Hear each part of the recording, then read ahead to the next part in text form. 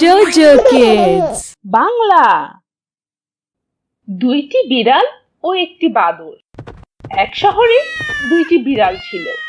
তারা দুজনেই একসাথে খেলা করত এবং একসাথেই খাবার খেত। একজনের নাম ছিল লুচি আর অন্যজনের নাম ছিল পুচি। দুজনের মধ্যে খাবার নিয়ে অনেক ঝগড়া হতো। তারা দুজনেই চুরি করতে খুব পটু ছিল। যখন কারো ঘরের দরজা খোলা থাকতো তখন তারা তাড়াতাড়ি গিয়ে রান্নাঘর থেকে দুধ খেয়ে নিত। একবার তারা দুজনেই খাবারের জন্য ঘুরে বেড়াচ্ছিল। হঠাৎ তারা রাস্তায় একটি রুটি দেখতে পেল। তখন লুচি বলল, মিয়াও, আরে বাহ, কত সুস্বাদু খাবার পেয়েছি। আমার তো খাবারের ব্যবস্থা হয়ে গেছে। লুচি বলল, কি বললে? এই রুটি আমার, এটা আমি প্রথমে দেখেছি। তুমি যাও এখান থেকে। লুচি বলল, তুমি সব সময় অন্যের খাবার খাও, অন্যের খাবার ছিনিয়ে নাও। চলে যাও এখান থেকে, এটা আমার রুটি। আমাকে বোকা বানাবে না, এই রুটি আমার। লোভী কোথাকার। আমার আমার আমার আমার আমার।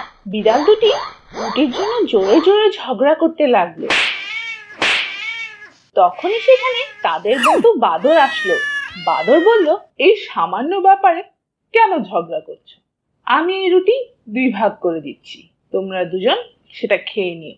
ওহ বাদর, আমাদের অনেক উপকার হবে। ও তো সব সময় আমার সাথে ঝগড়া করে। নাও, রুটি দুটুকরো হয়ে গেছে। না না, এখানে এক খণ্ড ছোট আছে। আচ্ছা, আমি এখনই সমান করে দিচ্ছি। আরে এটা এখন ছোট আছে। আচ্ছা, আমি আবার সমান করে দিচ্ছি। ঠিক এভাবে চালাক বাদর একটু একটু করে পুরো রুটি খেয়ে ফেললো। আর বিড়াল দুটি এটা দেখে দুঃখ করতে লাগলো। আরে আমরা এটা কি করলাম? এই চালাক বাদর তো আমাদের রুটি খেয়ে নিল। লোকে ঠিকই বলেছে, ঝগড়া করে কিছুই পাওয়া যায় না। এর থেকে তো আমরা নিজেরাই রুটি ভাগ করে খেয়ে নিলে ভালো হতো, তাই না পুচি? হ্যাঁ। দুই কাক। এক জঙ্গলে দুইটি কাক থাকতো, একজন কালু এবং অন্যজন হলু। দুজনে মিলেমিশে একসাথে থাকতো। কিন্তু তাদের মধ্যে কালু অনেক বুদ্ধিমান ও স্বাস্থ্যবান ছিল, কিন্তু বেচারা ভলু যেমন না তেমনই সহজ সরল। একদিন কালু আর ভলুর মধ্যে ঝগড়া হলো। আমি তোমার থেকে বেশি স্বাস্থ্যবান, তাই আমি তোমার থেকে বেশি শক্তিশালী। না না, আমি তোমার থেকে বেশি শক্তিশালী, কারণ আমি তোমার থেকে বয়সে বড় এবং আমি বেশি বুদ্ধিমান। দুজনেই নিজের কথায় অটল থাকলো। কালু বলে যে সে শক্তিশালী আর ভলু বলতে থাকে যে সে শক্তিশালী। ব্যাস, এই ঝগড়া আর শেষই হচ্ছিল না। তাই দুজন নিজেদের মধ্যে প্রতিযোগিতা করলো। দুজনেই থলিতে কিছু জিনিস ভরে নিজেদের ঠোঁটে নিয়ে উঠতে থাকবে। যে বেশি উপরে যেতে পারবে সেই বেশি শক্তিশালী হবে। কালু খুব বুদ্ধিমান ছিল, সে তার থলিতে তুলা ভরে নিল, কিন্তু ভলুর থলিতে লবণ ভরে দিল, যার কথা ভলু জানতেই পারল না। এবার দুজনেই উঠতে শুরু করলো। দেখতে দেখতে কালু উপরের দিকে চলে গেল, কিন্তু বেচারা ভলু ওজনের কারণে বেশি উপরে যেতেই পারছিল না। সে নিচে নিচে উঠতে থাকলো, কারণ তার থলির ওজন বেশি ছিল। হঠাৎ খুব জোরে বৃষ্টি হতে শুরু করলো। তখন কালু অনেক চিন্তায় পড়ে গেল, কারণ তুলাগুলো বৃষ্টির পানিতে ভিজে ভারী হয়ে গিয়েছিল এবং এই কারণে তার থলিও ভারী হয়ে গিয়েছিল। তার উঠতে অনেক কষ্ট হচ্ছিল, কিন্তু ভলুর বৃষ্টি ভালো লাগতে লাগলো, কারণ বৃষ্টির কারণে তার থলি হালকা হয়ে গিয়েছিল। বৃষ্টিতে ভিজে তার থলিতে রাখা লবণ গলে যাচ্ছিল। এখন ভলু উপরে উঠতে লাগলো এবং সে প্রতিযোগিতাও জিতে গেল। আমাদের কাউকে ধোঁকা দেওয়া উচিত নয়। এক ঘন জঙ্গলে এক গাছে কালু কাক নিজের বাসা বানিয়ে থাকতো। সে গাছের নিচেই একটি সাপের গর্ত ছিল। একদিন কালু যখন খাবার খুঁজে পায় তখন সাপটি লুকিয়ে তার ডিম খেয়ে ফেলে।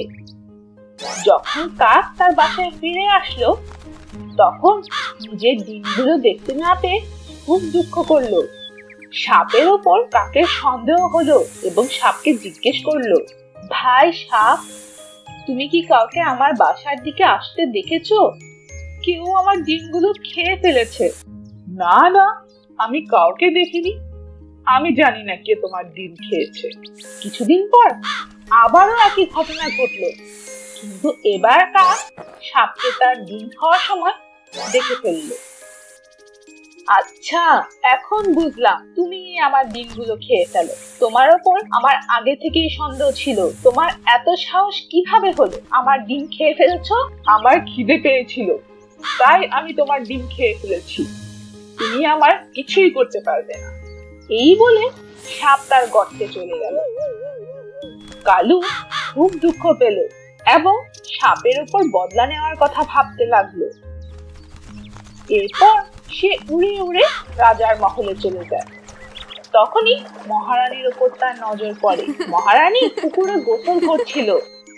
তার দামি অলংকারগুলো পুকুরের পাশেই ছিল, যেগুলো সৈনিকরা পাহারা দিচ্ছিল। কালু কাক এক বুদ্ধি বের করলো। সে এক লম্বা গলার হার তার ঠোঁটে নিয়ে উঠতে লাগলো। সবগুলো সৈনিক কাকের পেছন পেছন দৌড়াতে লাগলো।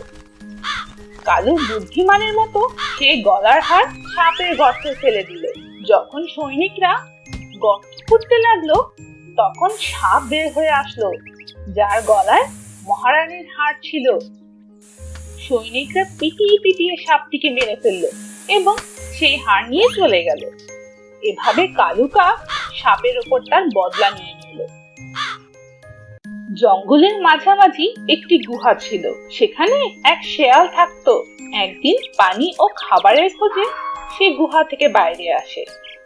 তখনই সেই জঙ্গলের রাজা সিংহ, যে সারাদিন ধরে খাবার খুঁজে ক্লান্ত হয়ে গিয়েছিল, সেই গুহার ভেতরে গিয়ে বিশ্রাম করতে লাগলো। সিংহ ভাবলো যে এই গুহাতে যে প্রাণী থাকে সে রাত হলে অবশ্যই ফিরে আসবে এবং তখন তাকে খেয়ে নিজের ক্ষুধা মেটাবে। আর যখন শেয়াল নিজের গুহাতে ফিরে আসলো তখন সে গুহার বাইরে সিংহের পায়ের চিহ্ন দেখতে পেল। আমার গুহার ভিতরে সিংহ রাজা নেই তো? অবশ্যই কোনো সমস্যা আছে। আমার ভেতরে যাওয়ার আগে খোঁজ নিতে হবে, নয়তো সিংহ রাজা আমাকে তার খাবার বানিয়ে ফেলবে। শেয়াল খুব বুদ্ধিমান ছিল, তাই সে তার গুহার ভেতর, দরজা এবং আশেপাশে খুব ভালো করে দেখলো। সে দেখলো যে সিংহ রাজার ভেতরে যাওয়ার পায়ের চিহ্ন আছে, কিন্তু কোনো বাইরে আসার চিহ্ন নেই। এটুকুতেই সে বুঝে ফেললো যে সিংহ রাজা গুহার ভেতরেই আছে। তাই সে একটি বুদ্ধি বের করলো এবং সে গুহার বাইরে থেকে জোরে জোরে কথা বলতে শুরু করলো। গুহা ও গুহা, এই যে আমি চলে এসেছি। প্রতিদিনের মতো তুমি আমাকে স্বাগত জানাও, তাহলেই আমি ভেতরে আসবো। সিংহ রাজা যখন শেয়ালের কথা শুনলো তখন সে মনে করলো যে এটি একটি জাদুময় গুহা, যেটি কথাও বলতে পারে। কিন্তু আজকে তার ভয়ে হয়তো চুপ করে আছে। তাহলে আমি আওয়াজ দিয়ে শেয়ালকে স্বাগত জানাই। এই গুহা তো আমার কারণে আজকে অনেক ভয় পেয়ে আছে, না হলে হয়তো আমার শিকার হারিয়ে ফেলবো। আপনাকে স্বাগত আমার বন্ধু, আসো ভেতরে আসো। সিংহ রাজা শেয়ালকে স্বাগত জানালো। শেয়াল ঠিক ভেবেছিল গুহার ভেতর সিংহ আছে। শেয়ালের চালাকি কাজে লেগে গেল এবং সে সেখান থেকে পালিয়ে গেল এবং নিজের বুদ্ধি খাটিয়ে সিংহের খাবার হওয়া থেকে বেঁচে গেল। বাচ্চারা, আজকে আমি তোমাদের সোনার ডিম পাড়া এক মুরগির গল্প শোনাবো। এক গ্রামে এক লোক ছিল এবং সে ডিমের ব্যবসা করত। তার কাছে এক অনেক বড় মুরগির ফার্ম ছিল। সেখানে অনেক অনেক মুরগি ছিল। প্রতিদিন সেই লোক তার ফার্মে এসে তার মুরগিগুলোর দেখাশোনা করত এবং যত ডিম পেত সেগুলো বাজারে নিয়ে বিক্রি করে দিত। একদিন সে রাস্তা দিয়ে যাচ্ছিল এবং একটি মুরগি দেখতে পেল। সেই মুরগিটি খুব সুন্দর এবং স্বাস্থ্যবান ছিল।